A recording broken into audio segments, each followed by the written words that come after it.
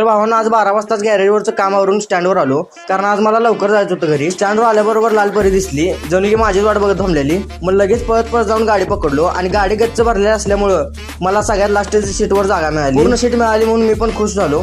तेवढ्यात मेंढर भरल्यासारखं माणसं भरून गाडी आष्ट्यातून निघाली. तर कंडक्टर मॅडम कडून 10 रुपयाचं बागणीपर्यंत तिकीट घेतलो आणि 5 किलोमीटरचा धक्कामुक्कीचा प्रवास करून बागणीत आलो. घरी चाललेलो तोपर्यंत समोरून लाल्ले आणि सोप्या दोघंजण आलती बघा. त्यांना भेटून पुढे गेलो.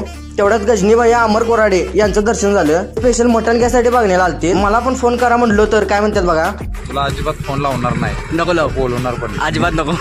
त्यानंतर घरी आलो आणि सगळी कामावरून जुम्माची नमाज पडायला निघालो. तर आता लल्ल्याला पण गाडीवर घेतलो आणि नमाज पडायला मस्जिदमध्ये आलो आणि नमाज पढून घेतलो बघा. तर भावानं जेव्हापासून व्हिडिओ करायला चालू केलोय, गल्लीतली सगळी पोरं विचारायला व्हिडिओ कधी करणार आहेस म्हणून. आणि त्यांचा व्हिडिओ काढायला घेतला की असं पळून जातात बघा. भावानं आज मी घरी लवकर आलोय, कारण आम्ही घर शिफ्ट करणार आहे दुसरीकडे.